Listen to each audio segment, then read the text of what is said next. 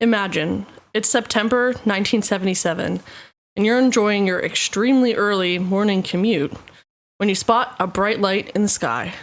But not just any light, a pulsating bright orb with flares coming down towards the ground. Is it a bird? Is it a plane? No, it's in the shape of a jellyfish. Could this really be a space jellyfish? Or is it something more average, like a satellite or a space vehicle? That's for you to decide, listener, after you join us in discussing the Petrozavodsk Jellyfish Phenomenon.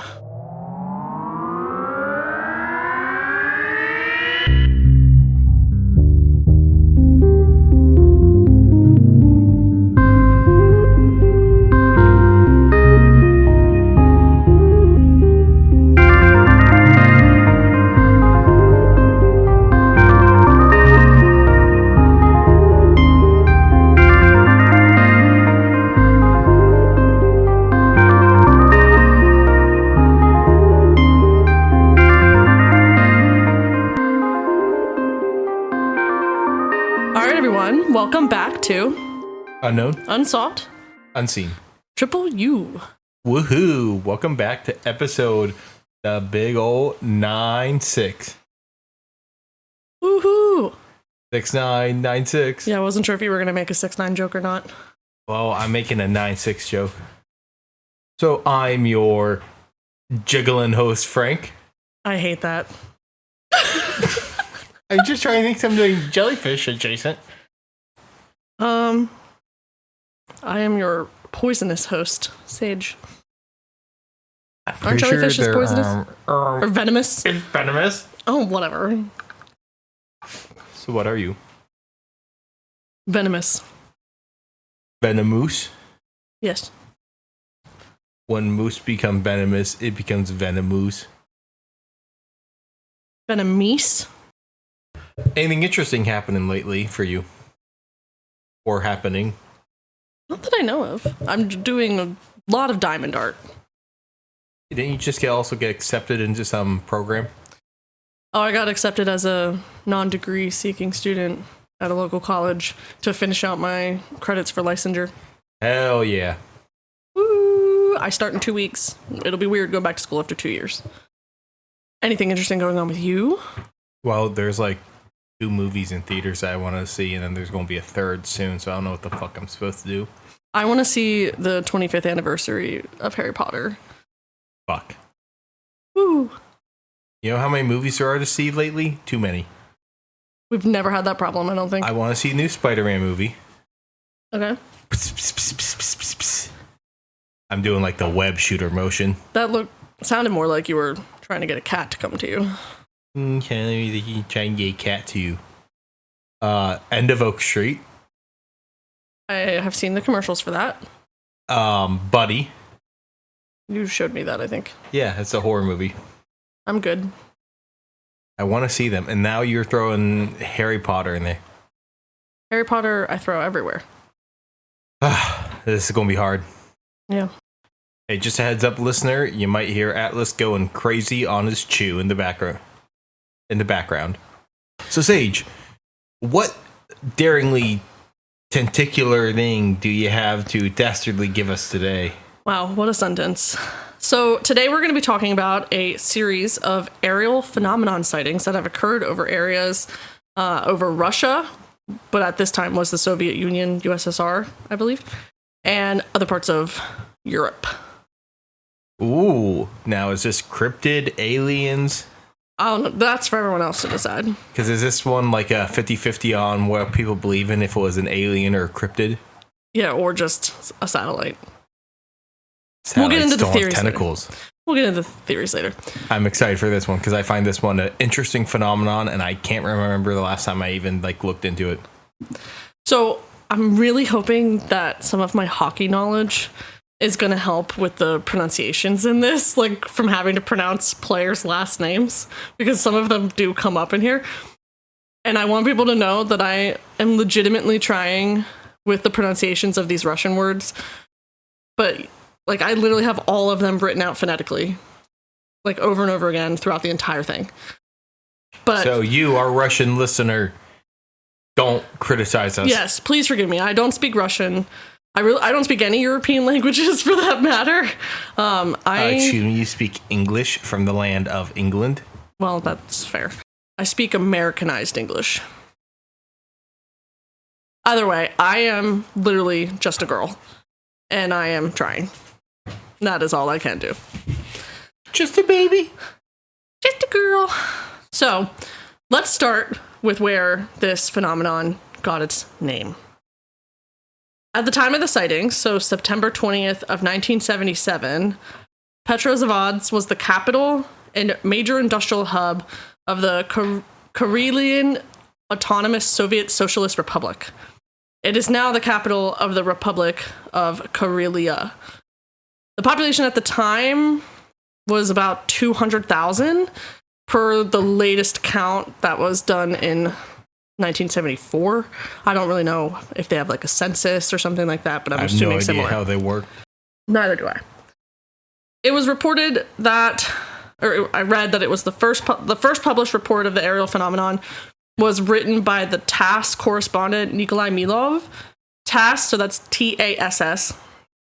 That's the Telegraph Agency of the Soviet Union, established on July 10th of 1925. And according to its wiki page, because I used a lot of Wikipedia in this to look things up, because I didn't know what was like cities and lakes and things like that, so I don't do like a lot of searching.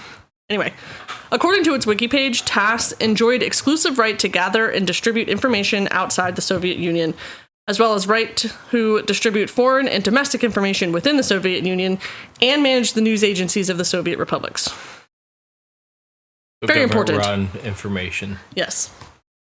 Official state information was delivered as the TASS report, though I do believe that Nikolai Milov appears to have published this report in the mainstream Soviet press, which is the Pravda, Investia, the Selskoye Zen, and this one is the hardest one, Sotsiali Styczeskich Industria. That's your hardest word in this entire thing? I think so. All right, then. It's easy from here. Additionally, the local newspaper, the Leninskaya Pravda, also reported on the Petrozavodsk object. Nikolai described the unidentified aerial phenomenon as a, quote, huge star that, quote, flared up in the dark sky. At about 4 a.m. local time, which for us in Eastern Standard Time would have been about 9 p.m. They're 7 hours ahead of us. I also looked that up. Why didn't they warn us about 9/11? That's crazy.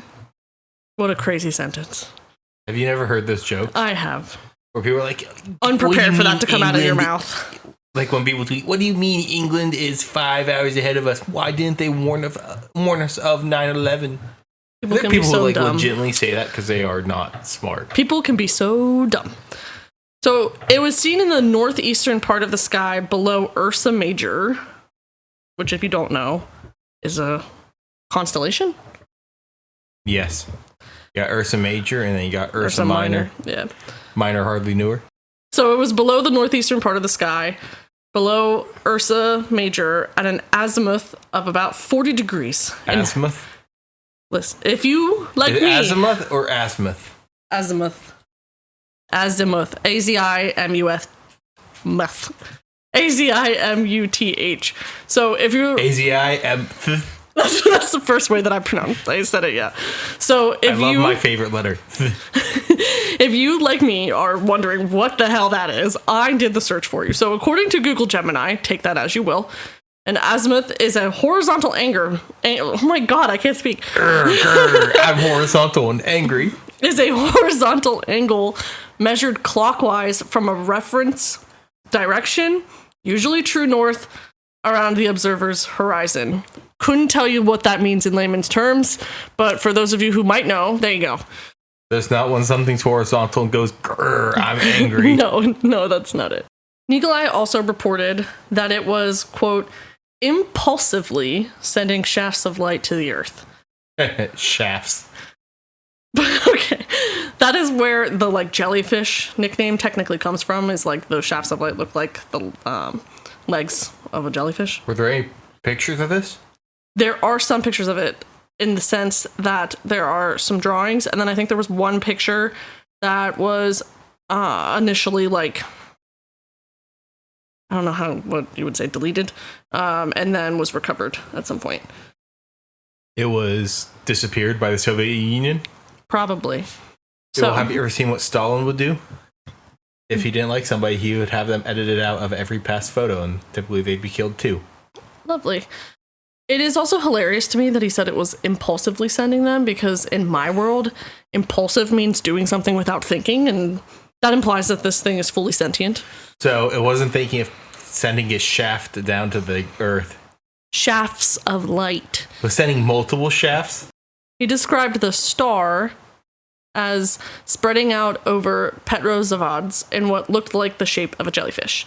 He also reported that the object was, quote, showering the city with a multitude of very fine rays, which created an image of pouring rain. Milov further reported that, quote, after some time, the luminescent rays ceased, and the jellyfish turned into a bright semicircle, which resumed its movement towards Onega Lake. Nikolai was not the only witness of the phenomenon. The preliminary data analysis by the Academy of Sciences of the USSR found that in 1977, the eyewitness reports were, quote, mutually consistent and complementary, basically meaning that the eyewitness testimonies were pretty consistent with one another, which would indicate that there was a group of individuals who had seen the same and or a very similar phenomenon. Can I ask a question? Yeah. Is this a picture? Yes. Wow. Yep. That is a definitely I see where the jellyfish look comes from. Yeah. So here's how the other eyewitness testimonies described the look of this unknown object. It is described as being surrounded by a translucent coat, and its initial brightness described as apparently, quote, comparable to that of Venus. The object moved upwards, again towards Ursa Major in the night sky, and was determined to be moving along that 40-degree course angle. Again, it's the reference line from north, so it's 241 way or 40 degrees. Anyway, this was determined by former pilot and eyewitness V. Barkatov. Another reason it is nicknamed as a jellyfish is because it was reportedly, quote, expanding and pulsating, but there was no decrease in the brightness of the phenomenon. So it basically stayed bright like Venus, as it was initially described, for the majority of the sighting, which was about 10 to 12 or 10 to 15 minutes. I saw both of those a lot.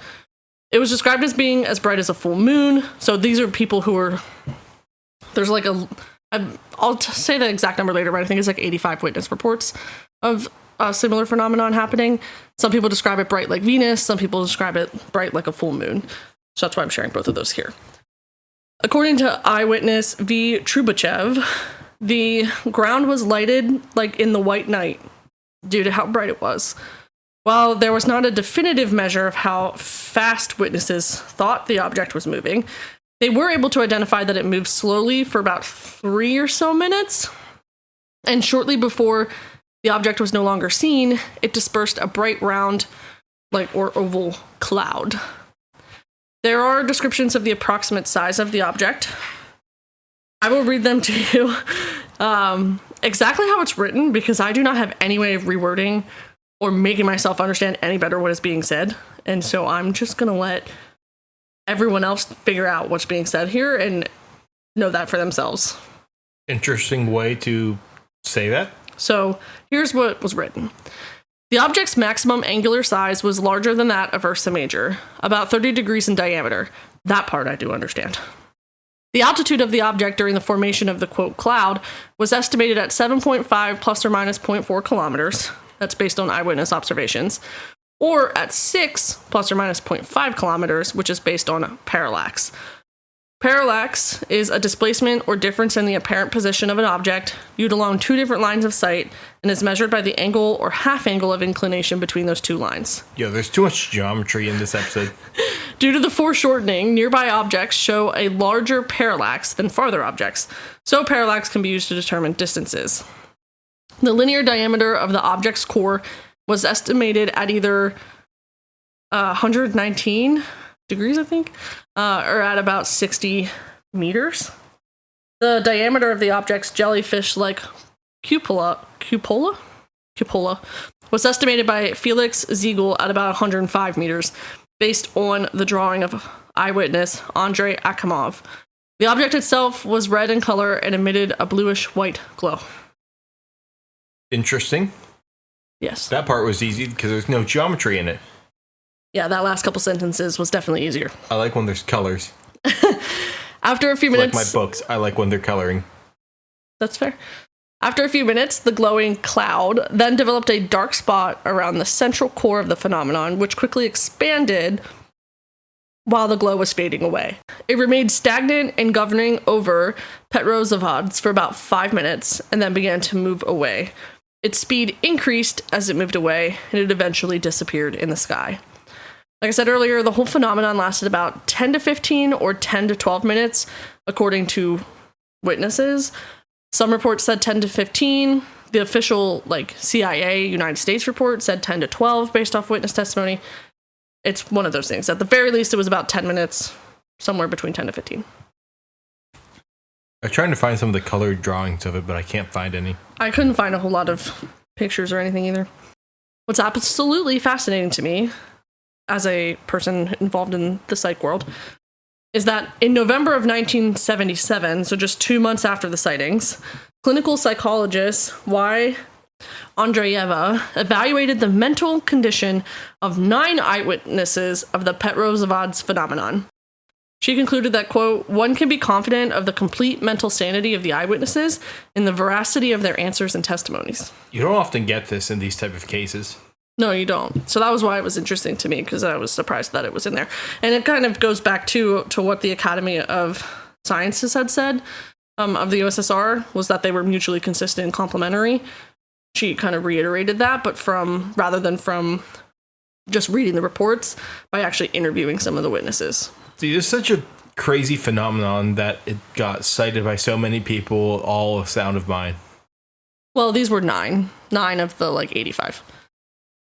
So 9 of them, yes, had the mental sanity. What? She wasn't able to interview all witnesses, but 9's a good sample size for 85. Yeah, you're over 10% speaking. Sample size. Yeah, you're right. Somewhere in there. Damn right I am. So those who witnessed the Petrozavodsk phenomenon were not the only ones who witnessed this pulsating jellyfish in the sky.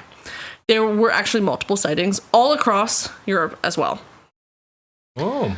The majority of sightings occurred between 1 and 1:20 a.m. UTC, which I do believe we've had that in another episode, but that's the Coordinated Universal Time. It is the primary global time standard used to regulate clocks and time. It keeps the whole world synchronized by using precise atomic clocks. It serves as the modern successor to the Greenwich Mean Time. But yeah, why that witch green? Nice. So at the time that the Petrozavodsk phenomenon was witnessed, there were at least 48 unidentified objects reported to have been seen in the atmosphere across the USSR and Europe. Okay, that's a pretty wide scope if we're talking in Europe as well. Yeah, but about 85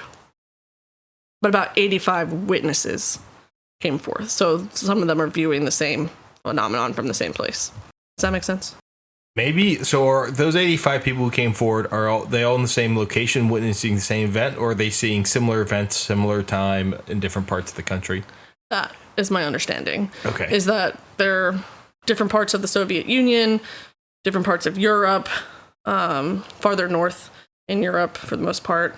But they're all seeing a similar event?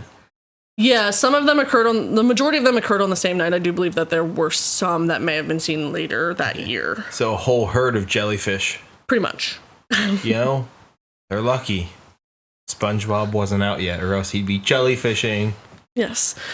This next word, I'm going to say over, but this next word in Russian is probably my second hardest to pronounce. Apologies again. So over Medvyazhgorsk, another town in Karelia, Russia. Where in Russia is this? The Republic of Karelia. Okay, where's the Republic of Karelia again? I think it's more like northwest west of the country. Honestly, I didn't look into it. Okay. Russia's a big-ass country. It's a huge country. There were a lot of sightings in Northern Europe, so like Finland and stuff like that. So we're talking northern area. I would of imagine Russia. it's somewhere over there. I could be totally and completely wrong, though. You mind if I check real quick where Petrozavodsk or whatever is in Russia? Yeah. Petrozavodsk, according to Google. I could definitely be wrong. Oh, it's just east of the border of Finland. So I was right, essentially. Yeah, northern part, east of Finland. Okay, cool. It's up against the Lake Onega. Yes, that's where one of the individuals said that it moved more towards that way after he was witnessing it. In the town of Medvy Zayagorsk, which again is in Karelia. The sightings there occurred around 1 a.m. their local time. There was another sighting in the town of Loki around 2:30, which is also in the same Republic of Karelia. And then at 3 a.m. over Kovdor, which is both a town and the administrative center of the Kovdorsky district of Murmansk Oblast, Russia. Okay. Basically, I think that's basically like their states. Yeah. And again, around the same time, 3 a.m. over Palanga in Lithuania. Which would still be under USSR control at that point. Oh, good to know. Frank is the history nerd in this family. I forget if Lithuania gained independence or if it was independent just under USSR. I wouldn't have that information for you, but I forget how some of the breakups of those countries occurred. From around 3 a.m. to 3:25 local time, an unidentified luminous object was observed by personnel of the maritime trade port of Leningrad, which is now St. Petersburg, Russia. 3 night shift Pulkovo airport employees, including B. Blagarev, reported seeing an unidentified object flying over the airport. According to Blagarev, he saw a fireball-like object slightly larger than Venus from his vantage point at about 3:25 a.m. It was moving north to northeast. The object was reportedly surrounded by a, quote, spacious, rhythmically glowing coat with intricate structure, and the observed phenomenon had nothing similar to aurora, as in, like, Aurora Borealis. At this time of year, in this part of the country, completely localized within your kitchen. Yes. May I see it? No. Seymour, the house is on fire. No, mother, it's just Aurora Borealis. The object began moving south to southwest then, and then again changed direction and then moved north to northwest, before eventually disappearing from these witnesses' views. All 3 of the airport employees were unable to identify what they saw, but obviously they were able to describe it. Sounds very similar to what was seen over Petrozavodsk. Around 3:30, the crew of the Soviet fishing vessel Primorsk saw a flying object surrounded by a luminous coat, and they were departing from the Primorsk harbor, and so this is just another area that saw something very similar compared to the other people. You know, you're going to hate when I say this or more annoyed, but I also involve like a ball of light wearing a fur jacket. That's kind of funny, actually. Just a giant glowing orb wearing a fur jacket. Oh my god, it has a coat. It's giving the new Liberty Mutual, like, stuffed. I hate the new Liberty Mutual. But he's like a yellow bring glowing back orb. the emu. Bring back Liberty. They're both still there. It's just a third guy now. I think everyone... Yeah, no, fuck the third one. So... Imposter.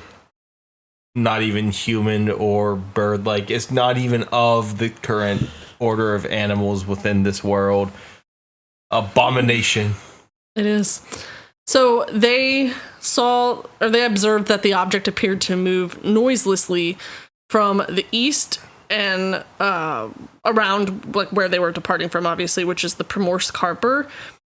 It abruptly changed direction then to the north, which matches okay, the so changed air direction, course. something else. Yeah. Also, I'm going to say, you said noiselessly versus saying silently. Fair. I just like quietly, silently, you know, or noiselessly. I feel like that better describes the fact that, like, when you see a traditional flying object, like an airplane or a satellite or something, you might hear it. This had no noise. Which It is was also noiseless. silently. I'm just All busting right. your chops. Stop chopping my busts. Whoa, that does not sound. I know, I'm kidding. So, further reports in the Soviet Union came again from the city of Primorsk. So, the ones I just talked about were a fishing crew that were already leaving the harbor of Primorsk. These are 2 eyewitnesses that were in the city, is my understanding. There was 1 witness located in Petrozavodsk, 3 eyewitnesses located in Lomonosov, 3 eyewitnesses located in Podporozhye, 1 eyewitness located in Polovina, 1 eyewitness located in Letpa-Saweria, several eyewitnesses located in Kem, and then between these next ones there was several eyewitnesses. The Pertsama, Liva, Priazersk, and Kaistienga, and Valde, as long as some other places located in Eastern Soviet Union, Russia. Place. Moving into the European countries, in Helsinki, Finland, there were sightings of a glowing ball reported by the newspaper Itla Sanomat on the same day, so the 20th of September of 1977, and the Kansan Uutiset the next day. The ball was observed by many residents, including taxi drivers, police, and the multiple Helsinki airport personnel. An unidentified object was also observed near the city of Turku, which is also located in Finland, by 2 men in that area. At the distance of what they estimated to be about 300 meters, they spotted a spinning object similar to a life buoy, which I had to look up to make sure that I was thinking of this correctly. That's those like red and white striped life floaties kind of things. Didn't know they called them life buoys. Actually, no, that's a life preserver. I think the buoys are the ones that are out in the water. Nope, I looked this up. What the Life fuck are those? buoy is a life preserver. A buoy is just something that's in the water you attach your boat to that floats. I don't know, man. Blame Google. You could also blame me because it's possible I'm wrong. Whatever. Anyway, it's the red and white small round tubes, about 10 meters in diameter. This one also described it as being red and white, which we saw in the previous description. Close to Christmas. Yes. Except 3 months out. Kris Kringle colors almost. The appearance of an unidentified object, the one that was seen over Helsinki, Finland, reportedly caused heavy radio traffic in the Soviet territories. In the European part of the Soviet Union, quote, bright, luminous bodies surrounded by extended shells and emitting light rays or jets of quaint shapes were reported. These shells reportedly, quote, transformed and diffused within 10 to 15 minutes, while, quote, a more long-lived, stable glow was observed, mostly in the northeastern part of the sky. So all very similar locations. The same newspaper as earlier, so the Ilta Sanomat, also reported a sighting of a glowing object in Denmark over Copenhagen by the pilots of a Finnish airline aircraft. Cope. But it was seen over Copenhagen, Denmark, but was seen by Finnish pilots who were flying from Rome to back to Helsinki, I think. Sorry, say it again. I was trying to follow along. So the object wasn't seen. It was seen in Denmark over Copenhagen, but was not seen by the people of Denmark. It was seen by the pilots of a Finnish airline that was flying from Rome back to Finland. Okay, so it's blind ass Danish. Sure. Is that a reference to something? No, I'm just saying that you couldn't see it. But it must have been, I'm taking Reminder. this too high. Also, reminder too, it was like very early in the morning. Between like 1 and 5 is when this was seen the most. Okay, fair enough. So interesting. Yeah. And this is the same time frame, right? Yes, same night. In the settlement of Korkealjoki, engineer A. Novozilov witnessed a luminous object that he compared to that of an airship. Initially, he thought it was a meteor, but after the movements of the object, where it stopped and moved towards him, and then increased in size, and acquired the well-outlined shape of an airship, he determined that this was not a meteor at all. Thanks. That's no moon. That's no moon. That's no plane. Do you know what that no moon is from? No. Star Wars. Oh, it's also not a bird. Not a plane. It's a jellyfish. It's Jellyfish Man. He indicated that the flying object was faceted and tipped with brightly shining spots on the front and back. The edges were glowing with white light, which was slightly fainter than those spots. He believed that the facets resembled windows that were lit from the inside and were evenly glowing with a white light that was fainter than that of the edges. So this is the first time we're seeing somebody's describing something that sounds more like an actual spaceship. So a UFO. Like yes. a craft. Everything else is kind of describing like this, just this light that was pulsating, had those flares coming down, shafts of light, if you will. Yeah. This is the first time we're seeing someone say like, oh, it looked like there was windows. It looked like it was lit from the inside, yada, yada. He believed the object to be about 100 meters long and about 12 to 15 meters in diameter. The object approached Novozilov, moving from the west to the east, and then released a bright shining ball from the rear of it, which then flew north. Also the first time we're seeing something like that. It gave birth. Basically. The ball itself was flying horizontally and then descended behind the forest on the other side of him. Sorry, the guy seeing this, is he on the ground? Yes. Is this before it was seen in Petro wherever? Petrozavodsk? Yeah. It was about the same time. Okay. So it's not like this is the thing that eventually made it there. It could. It's about 4:15 where he's located. And what was the time at Petro? Whatever? Like 1. So it would have been in Petrozavodsk first? Petrozavodsk. Petrozavodsk, it would be there first? Likely, if you base the... Or it was a little earlier than that. It was like 4 a.m. I'm sure, I guess, but local time. This guy's is to the west of it, but this thing's moving east. Yes, which is consistent with mostly everybody's report that it was moving east or northeast. But yet we see the most eastern sighting is before all of the sightings to the west. No. There were the sightings that were in like Finland and Denmark and stuff were happening between like 1 a.m. and 4 a.m. Okay, and then what was the one in Petrozavodsk? It was at like 4 a.m. Okay. I thought it was at 1, but it was actually at 4. Okay, so never mind. Then that validates what I was saying. I think it's almost like something's moving from east to west. Yeah. Now, before we get any further, I think we should take a little break here and get a message from some of our friends. We'll be back in a jiffy. Maple syrup and being polite. I'm Valerie, host of Canadian Creepies, the podcast that digs up stories polite history would rather forget. Cold cases that never found justice, haunted places that refuse to stay quiet, and folklore with a dark side you've probably never heard. If true crime, paranormal mysteries, and unsettling Canadian history are your thing, you'll want to tune in. New episodes every week wherever you get your podcasts. Canadian Creepies, exploring and exposing the shadows of the true north. All right, thank you for listening to that message from our friends. Now back to your regularly scheduled jellyfishing. So, same guy we were talking about before we did the ads. We have Novozilov. He's our gentleman who actually described it as like a spaceship looking thing. He reported that the ball that descended behind the forest caused the appearance of a bright glow. Around 4:15, he then tried to take 3 unsuccessful photos of the object with a 0.1 second exposure.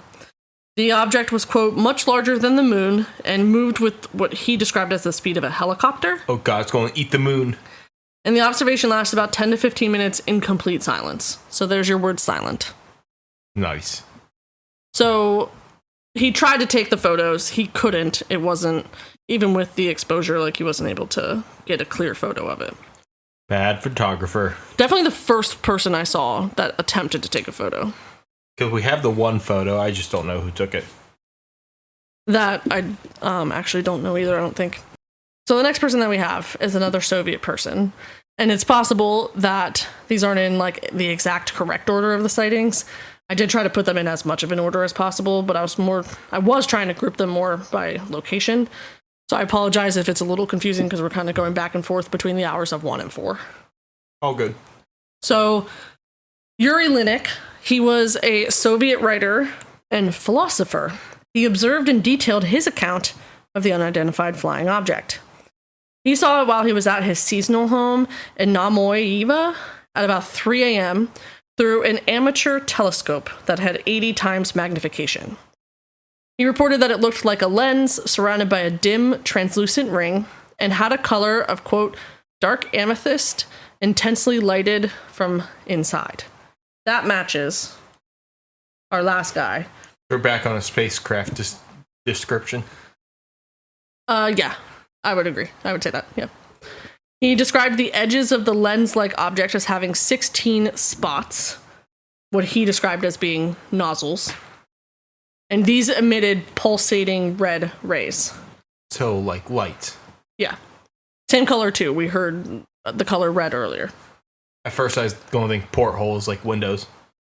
Yes, in this case, it looks more like nozzles, according to him.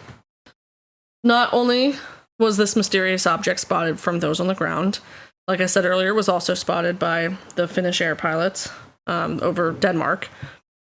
It was also observed by other aircraft over Europe and the Soviet Union. The crew of a Tu-154 plane spotted a luminous spherical object at an altitude of about 12 kilometers. A bright luminous object was also observed for half an hour by Georgian writer Guram Panjkizda. I super apologize if I spelled that wrong, or if I said that wrong. And other passengers of an aircraft that was flying from Singapore to Moscow, while at an altitude of about 11 kilometers between 4:30 and 5 a.m. So they're seeing, these are not the pilots of something, pilots or crew of a plane seeing it. These are just passengers on a regular red-eye flight. The glowing object, or objects, I did see it as plural and singular, but I would say if we're describing the Petrozavodsk one, that's a singular one. It could be that there's multiple of these objects being seen, or like you had mentioned, it's like a progression from the west to the east. So again, seen over airports in Helsinki, Pulkovo, and Peski, though they were not detected by their respective airport radars. So visualized, but not detected on the radar.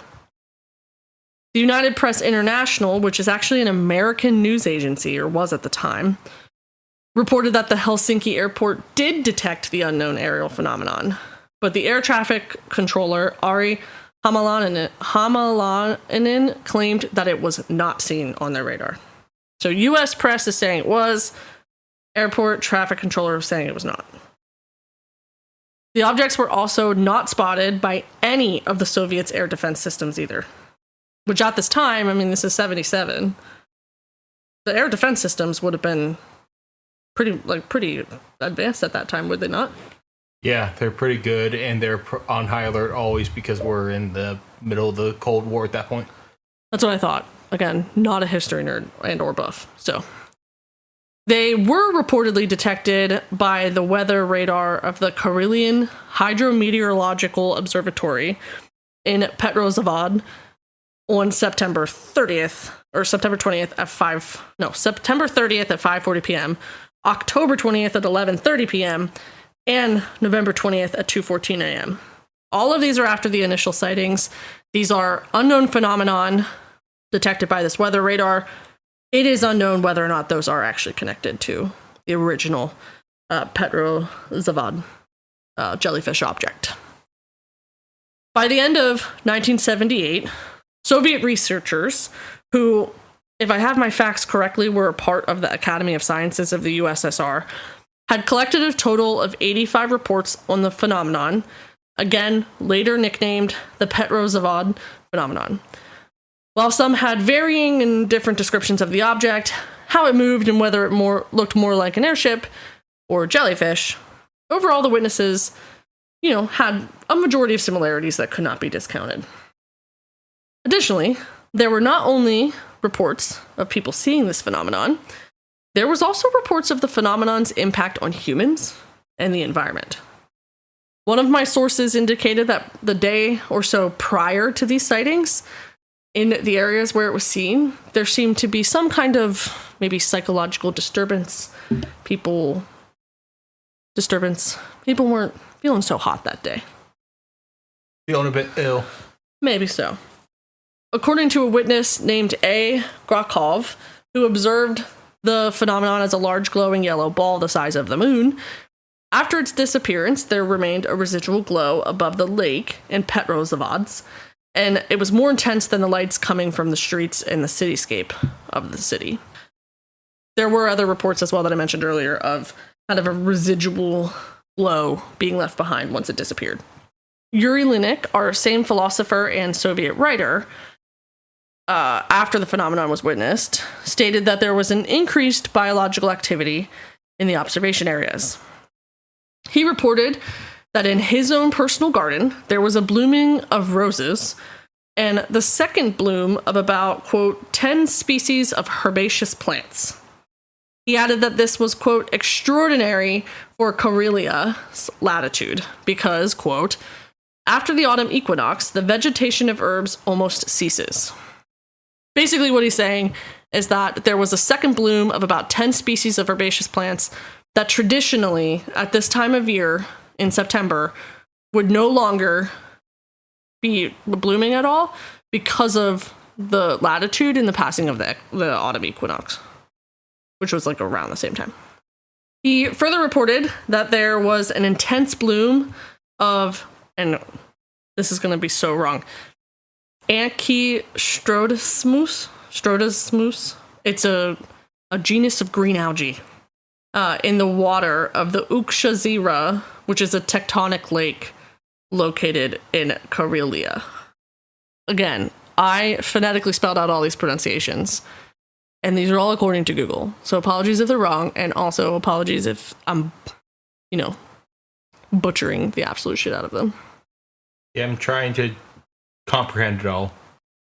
Because you're using big ass words for a random ass algae. It was in multiple sources who mentioned that this guy said, like, hey, there was an unusually large bloom of this one specific type of algae in this lake directly where this phenomenon had been observed. Was that the lake I pointed out earlier? I don't know what lake you're talking about. Which lake did you just mention? The Ukshazira?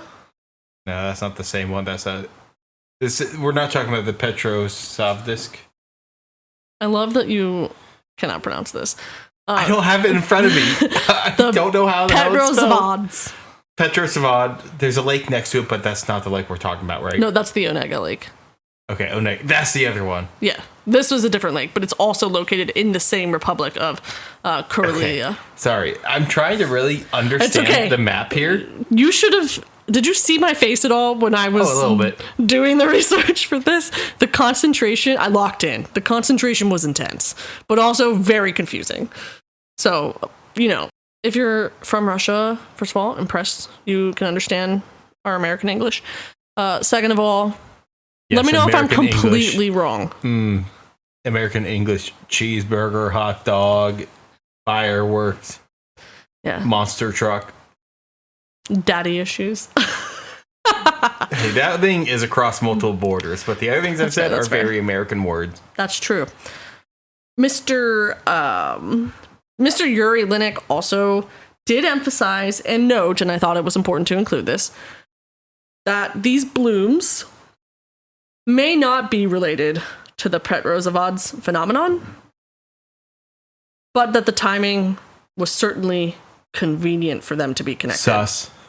Definitely sus. There was also reported impacts on technology in the area by some engineers that were located in Petrozavodsk. They reportedly observed, quote, huge failures in their computing devices, which then regained normal performance shortly after the sightings had occurred. So not just observational things, but, some phenomenon after the fact that was hard to explain. So if it isn't an unidentified flying object, a UFO, or a sky jellyfish, then what could it possibly be? Nothing else. It can only be one of those two. That's Fair. why you listen here, because we believe it's one of those two. It's definitely nothing else. Well, unfortunately for us, there's a few different theories Boo. about what this phenomenon could be, or at the very least could be attributed to. The director of the Pulkovo Observatory, Vladimir Krat, initially thought that the phenomenon was caused by the fall of a meteorite. There was another individual earlier who thought it was a meteor. He would later attribute the glowing objects to that of the aurora, or the natural light display that's seen in Earth's upper atmosphere. I don't really know how to tell what the different types of aurora are. I think in the farther north, it would have been the aurora borealis. I think this was a different aurora. You tell me there's more than aurora borealis at this time of the year in this part of the country, completely localized to our kitchen? Yes, it would appear so. Well, do tell. This theory, I don't have much more than that, just saying that this guy attributed it to the aurora. This theory was supported by Vladimir Migulin, who was the director of the Izmiron, which is the Pushkov Institute of Terrestrial Magnetism, Ionosphere and Radio Wave Propagation of the Russian Academy of Sciences. Hey, you want to hear something funny about magnetism? What? I always thought magnesium was magnetic because it's so similar to the word magnetism. Honestly, I feel like that's really not that far off. See, I always thought that magnetic rock was always made of magnesium. That's a little more far off. But it's okay. You're much smarter now. You're welcome. Am I? So Maybe we should do an episode on magnetism because nobody knows how the hell that works. Magic. it's too much. Actually, it shouldn't be called magnetism. It should be called magicism. Wow. Creative. So yes, this was a theory supported by Vladimir Migulin. He was the director of the Pushkov Institute of Terrestrial Magnetism, Ionosphere, and Radio Wave Propagation of the Russian Academy of Sciences. You want to give me that title one more time? No. I almost did, and then I figured out you were joking. So, Soviet researcher Felix Ziegel, he disputed this conjecture and noted that the aurorae cannot occur at an altitude lower than 100 kilometers. And The what? The aurorae. It's Is the that- aurora, but it's plural. I had no idea how that auroras. No. Aurorae. Aurora ray? Yeah. Aurorae. The more you know. Their surface brightness is very low, I guess, in this area. So it would have been incomparable to that of the described brightness of the phenomenon in Petrozavodsk. Others believe that it may have been caused by the launching of a Soviet satellite, the Cosmos 955. Pekka Terakopi from the Tuorla Observatory argued that the actual distance was many hundreds of kilometers, and that, quote, such reports probably are due to the well-known fact that it is difficult to estimate distances of unfamiliar phenomena. Basically, he's arguing that the witness descriptions of the distance to the floating object is not accurate and is actually much lower than what it was probably at, just based on how difficult it is to estimate distances of unfamiliar phenomena, and without, all of the math involved. All that math. For some reason, when you said that, it made me think of all that meth involved. Wow. What wavelength are you on today? A tired one. Me too, honestly. That's fair. I should have taken I'm I didn't get my weekend nap in. Nor did I. Yeah. I got, I think, like 7 or 6 ish out, a little over 6 hours of sleep today, and 4 hours yesterday. We get less than 6 on a weeknight. Yeah, that's not healthy. No, it's not. I also have Adderall to keep me awake. That's fair. I just use a shit ton of caffeine. Caffeine's for the weak. And mini cat naps. Later, Vladimir Migulin, again, he's the director of the Pushkov Institute of Terrestrial Magnetism, Ionosphere, and Radio Wave Propagation of the Russian Academy of Sciences. Sorry, didn't hear that? It's the Izmaron. I'm not saying it again. He would again alter his position and suggest then that the phenomenon occurred, quote, due to a rare concourse of various circumstances. That is, the launch of the satellite Cosmos 955, the strong magnetic perturbation due to solar flare, and our scientific experiment of influencing the ionosphere with low-frequency radio waves. Basically, he's trying to cover Soviet asses by saying, actually, no, it's a bunch of these things that we have done and or are manipulating and or are natural phenomena. It is not a UFO. Yeah, like how it's like this says, never happened before, so that's why we know that's what it is. Yeah. Another Soviet scientist named James Oberg also attributed the object to the launch of a satellite. Again, this is the Cosmos 955. It was launched at about 3:58 a.m. local time, which my understanding is from Karelia was when it was launched. So literally right around the time that people were seeing things. According to James, the Cosmos 955 was launched in the northeastern direction, and so the residents of Petrozavodsk observed the blaze trail from the satellite's nozzles from when it was being launched. This view was also endorsed by another Izmaron fellow, Yuli Platov. According to him, the appearance of a shining spot was associated with the flare of the satellite's engine.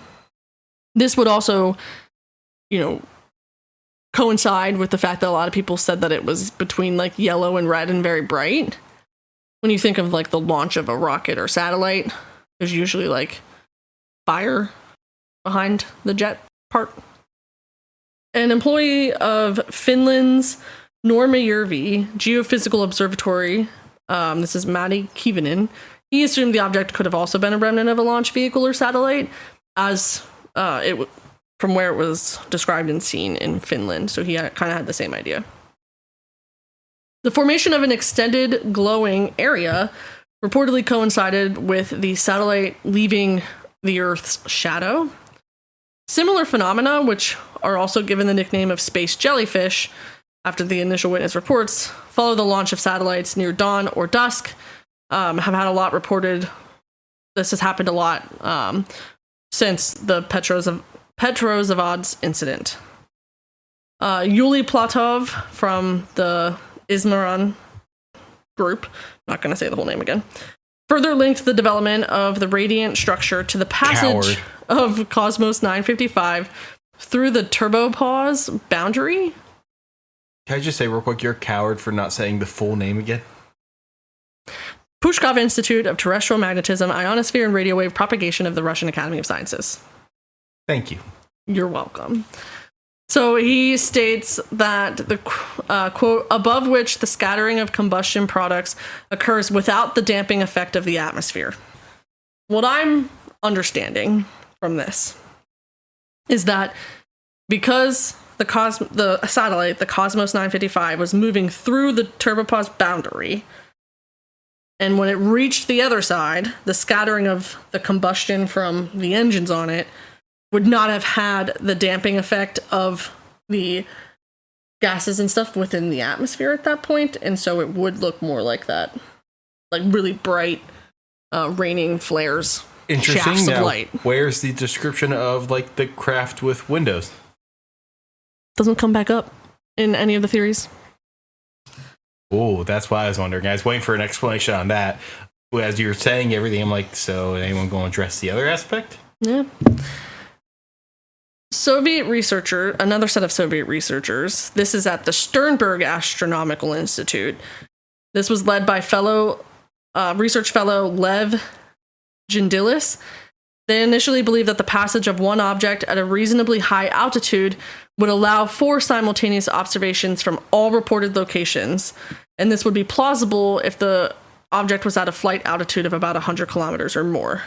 Considering the launch of Cosmos 955 as the possible cause, Gentilis identified the westward motion of the unidentified object conflicts with the Cosmos 955 satellite being launched to the northeast. Remember, at one point I said that the object was changing directions. So it did go to the west at some point and then back to the east. Like kind of within the same area. All right. The suggestion about Cosmos 955 was also criticized by Felix Ziegel, who I spoke about earlier in reference to the Aurora, or Aurorae.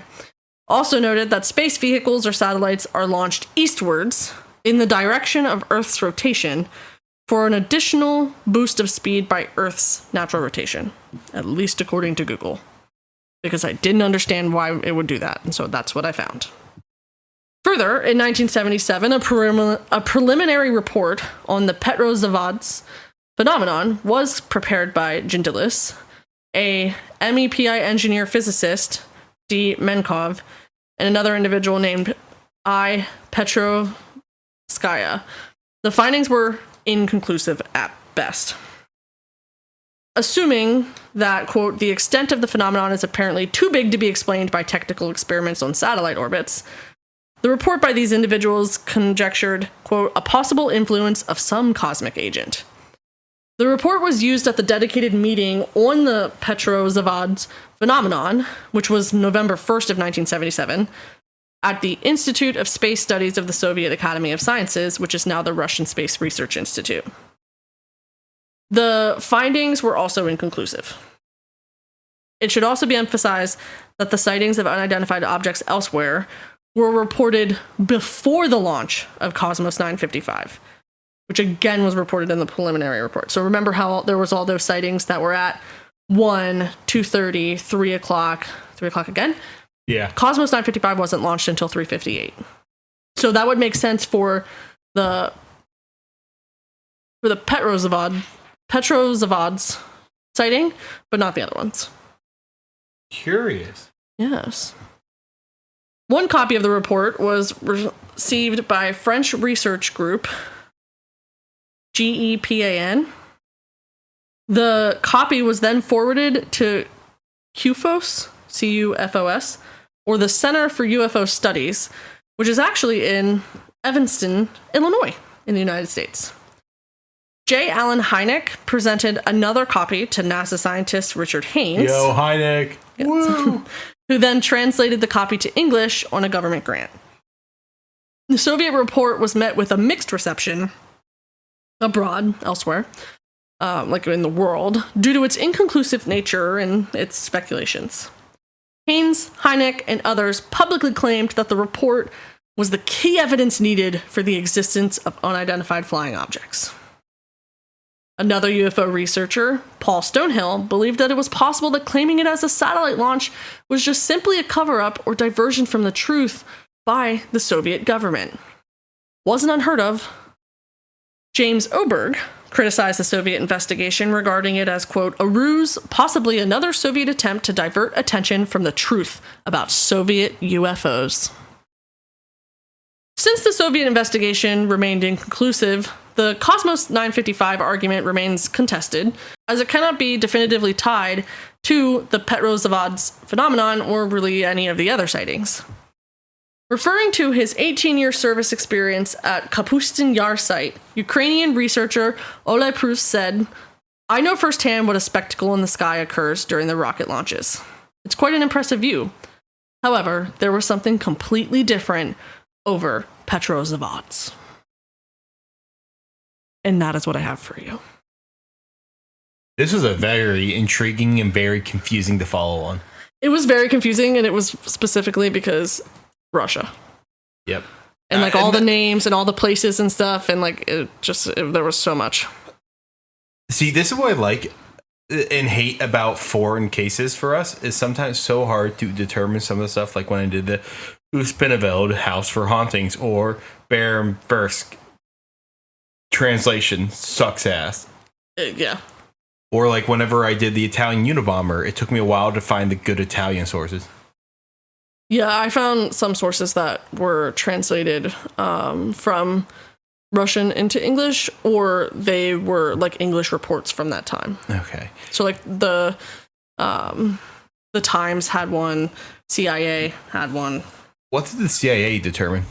So the CIA just basically kind of retold what it is, but it's basically, it was in their a report on the USSR national affairs, scientific affairs. They write, we also know, stressed by Ugromov, that's an individual that they had contact with, that no technical experiments were being carried out at the time. However, although it left behind no material evidence, it is also impossible to describe this rare phenomenon as a mirage, as there were many eyewitnesses who observed it from various parts of the city and whose evidence is identical on many points. Basically, they were saying, we don't know what it is, but also we can't say that it's not something that's unknown because the eyewitness testimonies were so similar. Okay. I'm thinking, so there's three real possibilities, like a satellite associated phenomenon, like you mentioned. There were four things: a meteorite, a UFO, or an atmospheric beast. Are you familiar that much with the atmospheric beast phenomenon? No.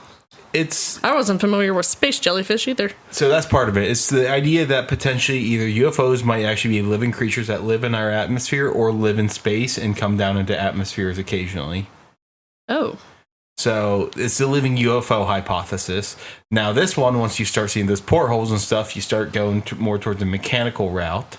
Yeah. But that is an option. And that's whenever UFOs, do they become cryptids? I do have it eventually to do, and I had it for one of our shorter episodes if we ever go down that route, or I can possibly stretch it out for 45 minutes, but the sky clams of, I think, Nevada. Oh. Why does it have to be sea creatures? That's just what it looks like. It looked like a sky clam. That sounds horrifying. Flying clam. I would much rather see a sky jellyfish. But it's the idea that there's atmospheric I'm not beast is allergic to interesting. jellyfish, as far as I can tell.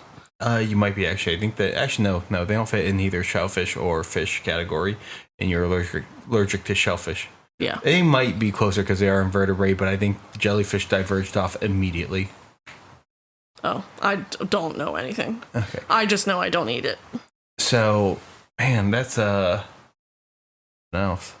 So I'm going to say it for my sake. I'm leaning more towards the UFO phenomenon side because of the mechanical thing and just the widespread sightings. And just it seems like they're kind of grasping for an explanation out here. They're grasping for straws onto how to explain this phenomenon. That's fair. I think I'm kind of stuck in the middle between it being a UFO and being the satellite. I do feel like there was some pretty good explanations for what could be seen, especially at the very least the Petrozavodsk one, but the other ones that happened before that, I'm unsure. What if it's a little bit of both? Then it's a little bit of both. Because, for example, there's the Kecksburg UFO sighting where they've claimed two different things, unofficial stuff, that it's been a meteorite and that it's a crashing Soviet satellite.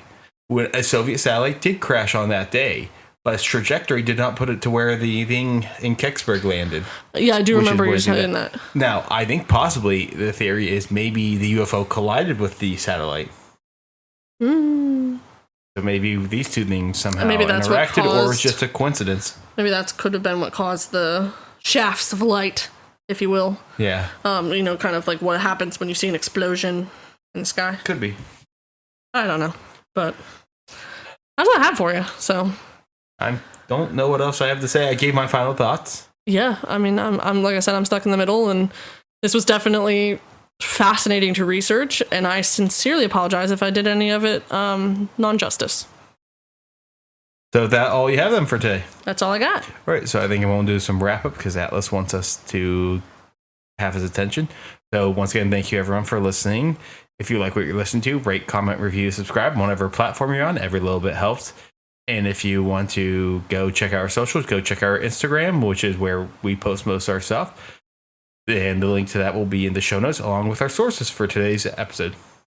Once again, thank you everyone for being here. And I think it's time for our sign-off. Alrighty. And remember, to look for the unknown, the unsolved, and the unseen. Thanks for listening. Bye, guys. Watch out for those jellyfish. Bye. Maybe we should call the jellyfish Loser.